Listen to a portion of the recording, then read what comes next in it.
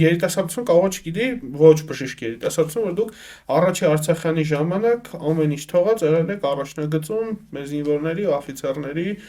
բնակչության կողքին կպատմեք ոնց եղավ, որ դուք առաջի Ղարաբաղյանի ժամանակ հայտնվեցիք մարտի դաշտում։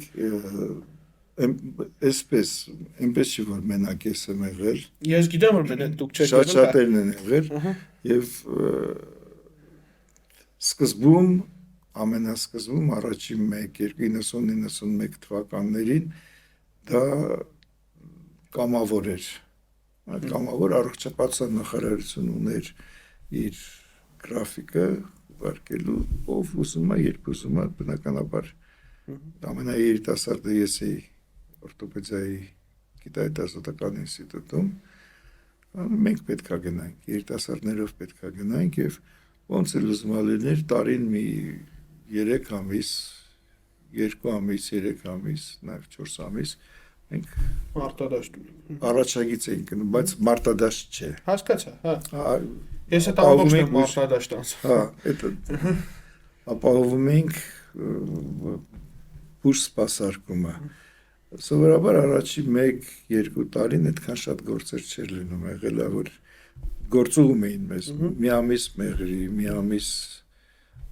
Ստեփանակերտ, մի ամիս Իջևան, այդ ամեն ինչ ես եղել եմ։ Եվ Իջևանում եմ եղել, եւ Մեղրիում եմ եղել, եւ Ստեփանակերտում եմ եղել, եւ Արտենիսում եմ եղել այդ ընթացքում։ Հետո արդեն մի քիչ մենք մեզ մոտ ներսում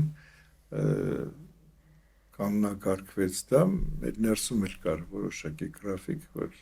ով որտեղ ինչ պետք է լինի։ Շուշիի գրաման, ես ունեմ նաև մարտական մեդալներ, պաշտպանության նախարարության կողմից ստացած, ունեմ եւս 2 մեդալ, որոնք ինձ համար շատ թանկ են, դա Մխիթար Հերացին է բուժական գործունեության համար ստացած 2008-ին եւ վաճառական բարեպաշտը Արցախի քաղաքացիական բարձր ամենաբարձր մեդալներից է, բայց ամենաթանկ մեդալը ես որ ունեմ ինձ համար դա Շուշի ազատագրման համար մեդալն է։ Դուք մասնակցել եք հարսանիք լեռներում։ Այո, եւ անմիջապես տեսել եմ հարսանիք լեռներում։